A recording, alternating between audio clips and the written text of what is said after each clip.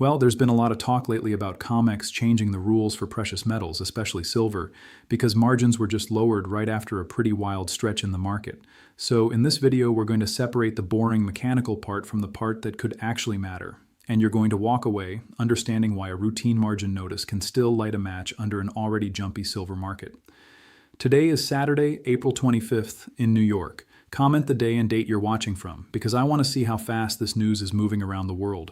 Also, if you value this kind of breakdown, support the channel by subscribing and commenting John A.G. Best. That tells me you want more plain English metals analysis without the noise. Okay, so what actually happened? COMEX did not come out and say, hey everybody, silver is going to explode. What happened is more technical. The exchange adjusted performance bond requirements across major metals contracts after its normal volatility review, and those new rates became effective after the market close on April 24th. Gold, silver, platinum, and palladium were all part of the adjustment. But silver is where the spotlight landed because its requirement was cut by about a fifth. Now, on the surface, that sounds like some giant rule change, and I get why people are reacting that way. Lower margins mean a trader does not need to post as much capital to control the same futures position. That means easier leverage, more buying power, more volume, and especially in silver, more violent candles. But hold on, because this is where people can get tripped up. A margin cut is not automatically bullish. It is not automatically bearish either. It is a risk setting. It is the exchange looking at recent movement and saying, this is the collateral we want around this product right now. That is the simple version. So when people say COMEX changed the rules, technically, yes, the trading conditions changed. But this is not some brand new invention. These updates happen. What makes this one interesting is the timing, and the timing is the whole story. Because in silver, timing often matters as much as the headline, and sometimes it matters more than the headline itself. That is where people get caught off guard. Silver has already been acting like a metal with a nerve exposed.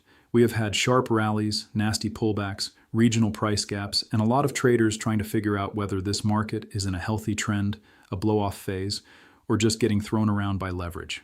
Based on recently published numbers, the silver market is still expected to stay in deficit again this year, but it is not a clean, simple, everybody buy everything story. Investment demand is expected to strengthen, while some industrial categories are cooling, because high prices push manufacturers to use less silver where they can. That is important, because the best silver thesis is not just one sentence.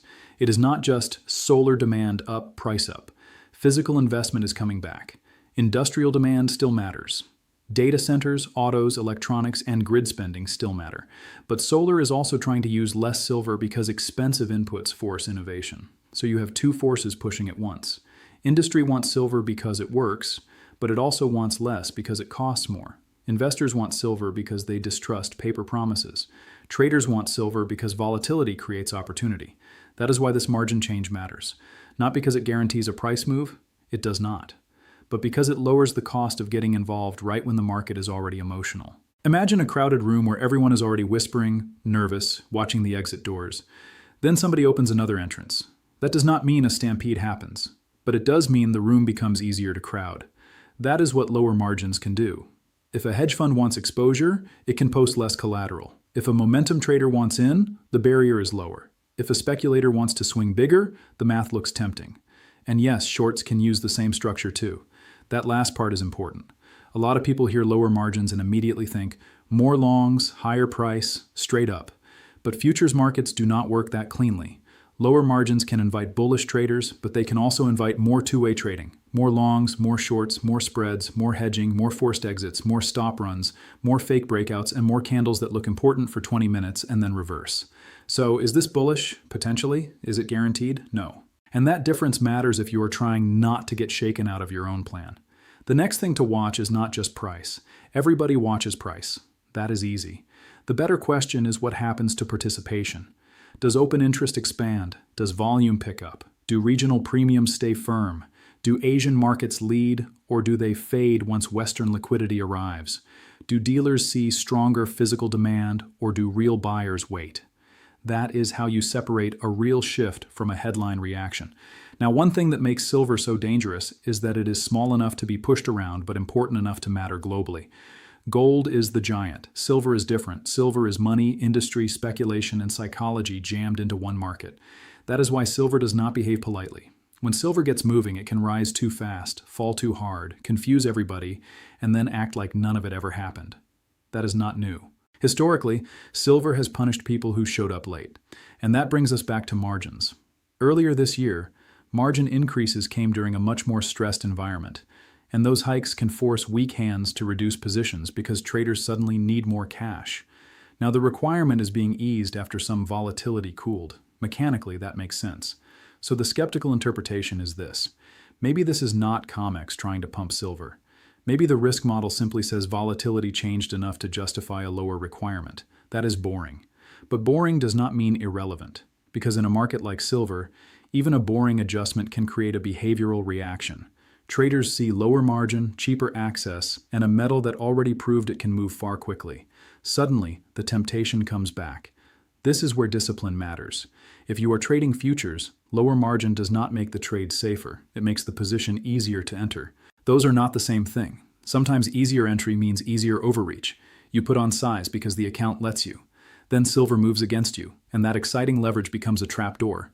That is how futures accounts get hurt. Not always because the thesis was wrong. Sometimes the thesis is right, but the sizing is wrong, the timing is wrong, or the trader cannot survive the shakeout. So if you are a physical silver holder, should this change your entire strategy? Honestly, probably not. If your reason for owning physical silver is long-term wealth preservation, a margin cut on a futures exchange should not make you panic, and it should not make tomorrow morning feel like your last chance to buy.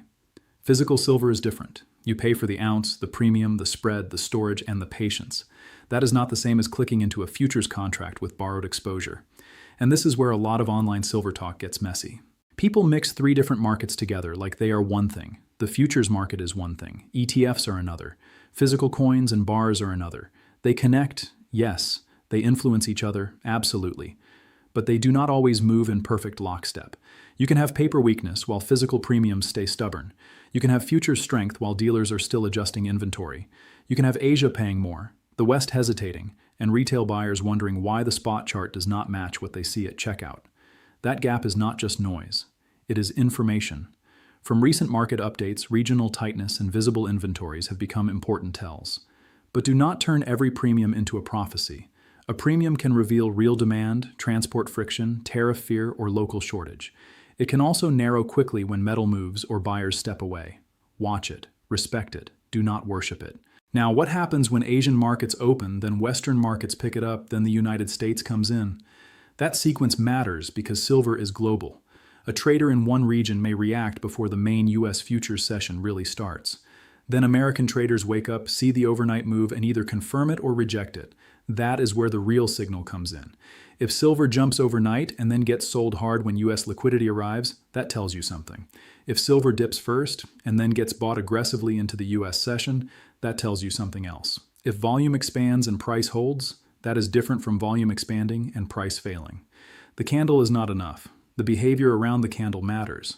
And this is why I do not want people just screaming bullish or bearish before the market even speaks. The setup is important. The rule change is important. The leverage door has been opened wider. But silver still has to prove what kind of market it wants to be after this change. Now let us talk about physical silver for a second, because this is where I think people need the most balance. There is nothing wrong with wanting upside. Everybody likes upside. Let us not pretend otherwise. If silver moves higher, people who own it are going to notice. But the deeper reason for holding physical silver should not be that you are trying to flip every ounce for a quick dollar profit next week. That is not how most people should think about metal. Physical silver is more like a financial anchor. It is not perfect. Premiums can hurt. Selling can be inconvenient. Some forms of silver are easier to move than others. Bars, coins, rounds, older coinage, and silverware all have different markets. And yes, sometimes the buyback price can disappoint you, but that does not make physical silver useless. It means you need to understand what you own. If you are successful, share your success story in the comments so others can stay motivated. The power of owning ounces is that you are not depending entirely on someone else's promise. You are not just looking at a screen. You are not just holding a claim inside a platform. You have something tangible that has survived monetary resets, inflation waves, banking scares, political cycles, and every fancy theory people invent to explain why old forms of value no longer matter. And yet, they keep mattering. Silver is also not just a shiny object in a drawer. The latest government mineral data shows it is used across electronics, photovoltaics, investment bars, coins, industrial processes, and other applications. The same data also placed silver on the updated U.S. critical minerals list, which tells you this metal is no longer just a retail stacking story. It is part of the industrial security conversation now. Now, I am not saying everybody should run out and empty their bank account into silver. Please do not hear that. Cash still matters. Liquidity matters. Emergency funds matter. The worst thing you can do is buy metal with money you might need next month, then get forced to sell into a bad spread because life happened. That is not strength. That is bad planning. A good stack should not make you fragile. It should make you more resilient. So hold some cash. Pay attention to your bills. Do not let excitement make decisions for you. Silver can be part of a plan, but silver should not become an excuse to ignore the rest of your financial life. That brings us back to the core point. COMEX lowered margins. Silver got the biggest attention. That can bring more traders into the futures market. It can increase leverage, it can increase volume, it can increase volatility. It can create a bullish push if the crowd leans that way. It can also create ugly reversals if the crowd gets too crowded on one side. So the question is not, did COMEX just guarantee silver goes higher? No. The better question is, did COMEX just make it easier for a bigger fight to break out in silver? Yes. That is the part I'm watching. Because when margin requirements fall in a market that already has physical tightness narratives, regional price gaps, investment demand, industrial uncertainty, and a public that is waking up to inflation again, you do not ignore it. You do not overreact either. You put it on the board and watch how the market responds.